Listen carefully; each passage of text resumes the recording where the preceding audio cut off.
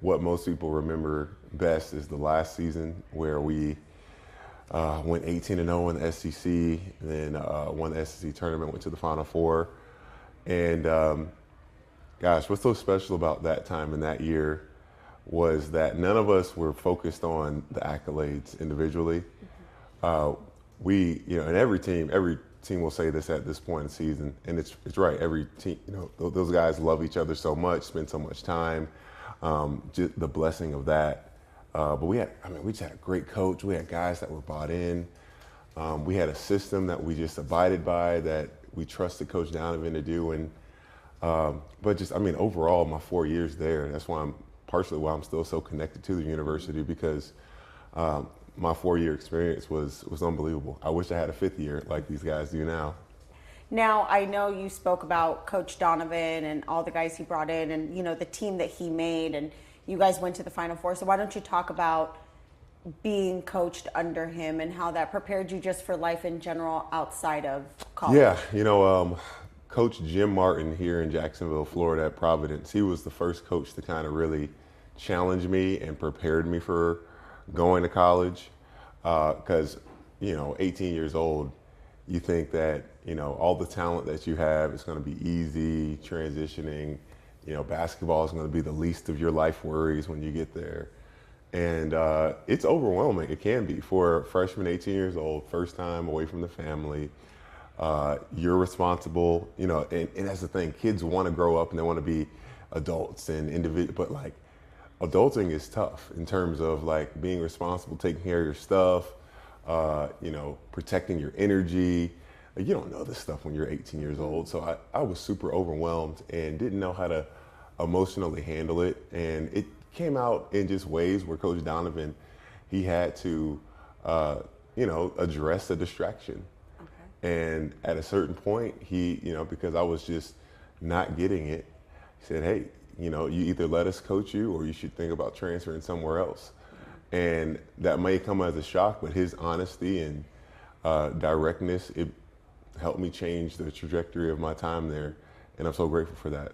Now, I know you said that it was hard to encompass the 4 years because each year was different. So why don't you talk about 2014 specifically? Because I feel like that is the year where you got the most accolades. Yeah. You had so many recognitions. So why don't you talk about that and how it's almost like a full circle moment or a Cinderella moment because it's the last year and you're getting all these recognitions?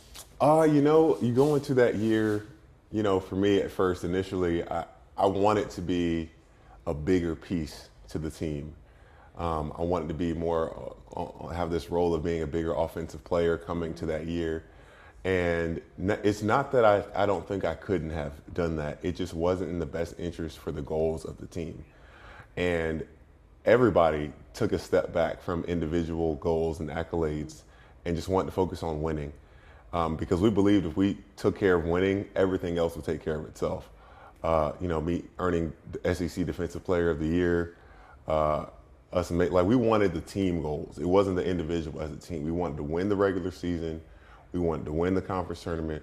We wanted to make it to the Final Four. We wanted to win the whole thing, which, that is way above any type of individual award. And now, being able to watch the team currently, it's the first time I'm getting to follow a great Gator team post-career in the Final Four. That is the full circle moment. It's so cool.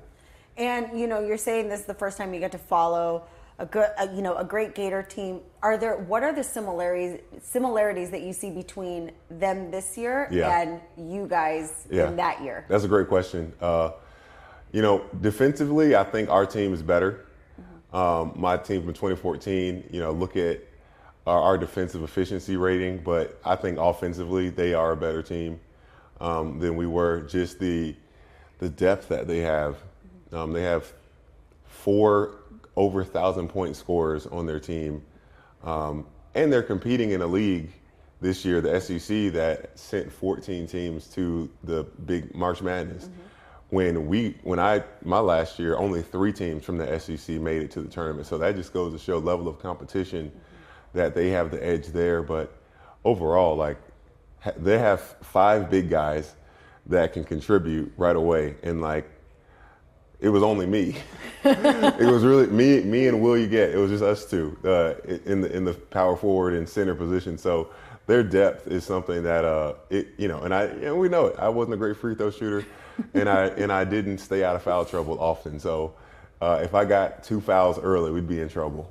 So my last question about, them making it to the Final Four and, you having your connection to them. What do you want to see in the game on Saturday to get them to the final? I'd like to see at the end, we got this point system where Florida has a few more points than Auburn. I'd love to see that.